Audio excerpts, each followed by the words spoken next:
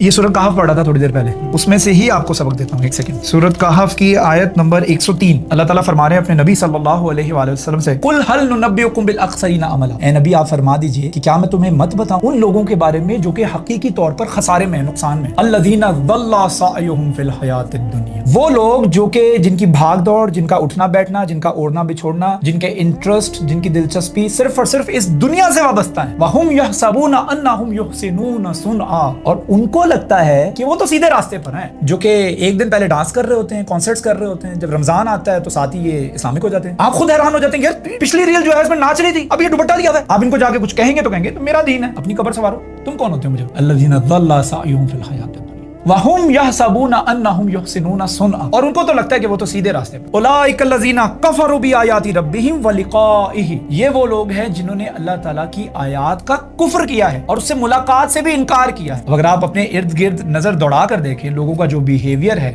جس طریقے سے لوگ اپنے آپ کو کیری کرتے ہیں، جس طرح سے ایٹیٹیوڈ وہ کیری کرتے ہیں، آپ کو لگتا ہے کہ وہ اللہ تعالیٰ سے ملنے کا یقین رکھتے ہیں؟ اللہ تعالیٰ کی آیات کا کفر یہاں پر کرنے کا مقصد پتہ کیا ہے؟ اللہ تعالیٰ کی انسٹرکشنز، اس کی ہدایات کا کفر کیا۔ اللہ تعالیٰ نے منع فرمایا یہ کام نہیں کرنا، وہ کر رہے ہیں۔ اللہ تعالیٰ نے فرمایا یہ کام کرنا ہے، وہ نہیں کر رہے ہیں۔ فَحَبِطَتْ أَعْمَالُهُمْ فَلَا نُقِيمُ لَهُمْ يَوْمَ الْقِيَامَةِ وَزْنًا، ان کے اعمال جو ہیں یہ سارے کے سارے ضائع ہو جائیں گے۔ جو ان کو لگتا ہے نا رمضان کے مہینے میں جو یہ بالکل پائس ہو جاتے ہیں اور ایک دم سے ایک مہینے کے لیے ان کا کانٹینٹ چینج ہو جاتا ہے، سر جی وہ جو جسم فروشی کرتی ہے نا، چیریٹی تو وہ بھی دیتی ہے، یہ سوچ کر کہ اگر میں کچھ غلط کام کر رہی ہوں میں اس کو بیلنس کر لیتی ہوں چیریٹی دے کر، اگر میں غلط کانٹینٹ بناتا ہوں، کرنج کانٹینٹ بناتا ہوں، تو اس کو میں برابر کر لیتا ہوں، I just balance the equation by giving the charity، صدقہ دے کے، خیرات دے کے، لوگوں کے گھروں میں راشن باندھ کر، ان کے کرائے دے کر میں تو برابر کر دیتا ہوں۔ فَحَبِطَتْ أَعْمَالُهُمْ، ان کے جو سارے کے سارے اچھے عمل وہ سمجھتے ہیں نا ضائع ہو جائیں گے۔ فَلَا نُقِيمُ لَهُمْ يَوْمَ الْقِيَامَةِ وَزْنًا، اور قیامت کے دن ان کے لیے تو اسکیل بھی نہیں رکھا جائے گا، لوگوں کے لیے اسکیل رکھا جائے گا، ان کے اعمال تولے جائیں گے، جسے آپ پنجابی میں کنڈا بولتے ہیں، وہ کنڈا بھی نہیں رکھا جائے گا سر جی، they're just gonna be thrown into the hellfire۔ استغفر اللہ العظیم۔ آگے سنیے گا، ذَلِكَ جَزَاؤُهُمْ جَهَنَّمُ بِمَا كَفَرُوا وَاتَّخَذُوا آيَاتِي